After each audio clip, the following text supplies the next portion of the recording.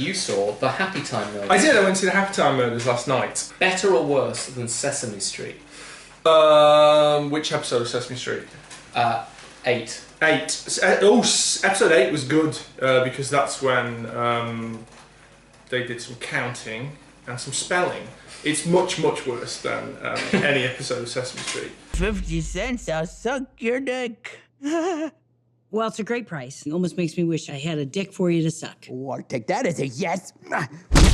Brian Henson directed it. He's Jim Henson's son. I think so, yes. It's supposed to be like a sort of rude, arch, crass take on the Muppets, which in itself is not particularly original because, like, you immediately think of things like Ted, you know, a rude teddy bear, similar. Team America. Meet the Feebles. Meet the Feebles, Peter Jackson, like 1989.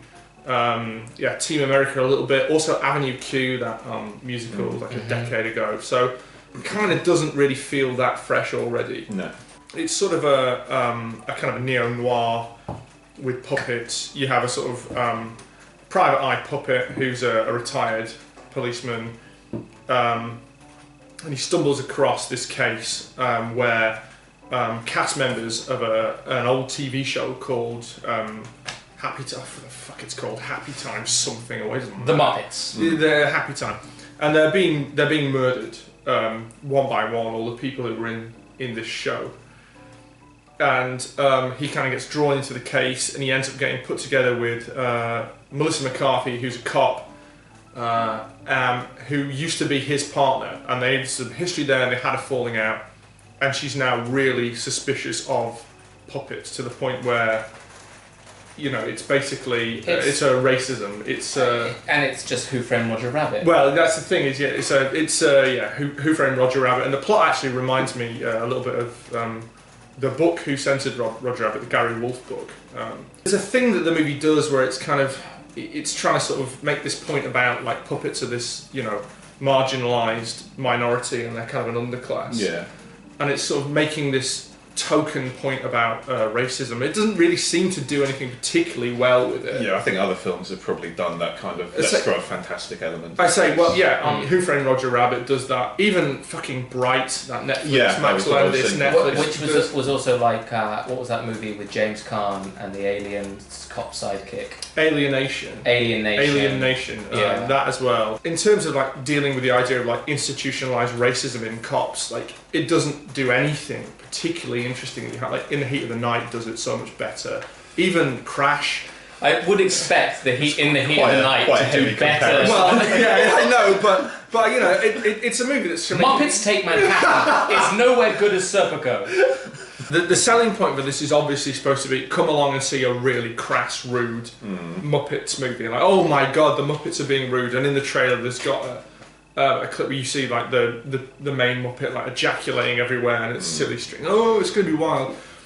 It's not even particularly sort of crass and horrible. It feels really kind of like a damp squib. There's almost nothing in there that you actually go, oh my god, that's really, really shocking.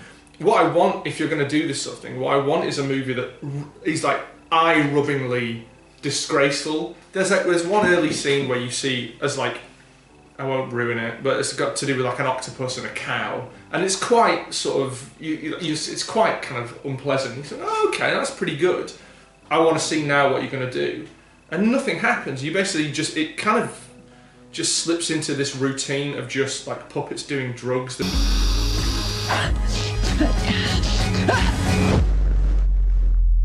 Oh, sorry about your dead human friend, Phillips.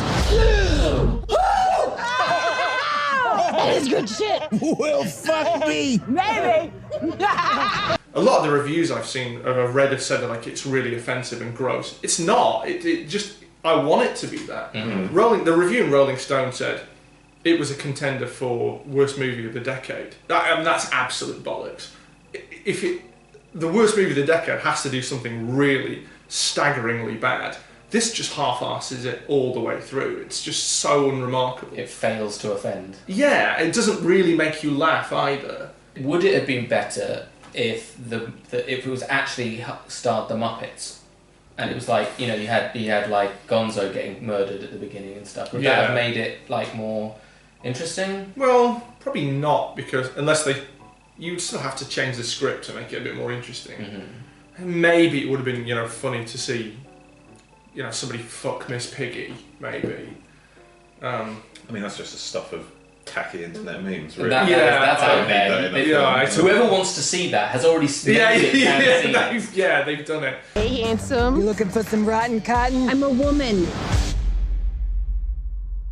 That's okay. Yeah, that's even better. Got a good time for you. If you want to go and watch a genuinely shocking and amusing cop movie that deals with the ideal of institutionalized racism that's out in cinemas in a minute, go see BlacKkKlansman, because that does all those things so much better. So go see that.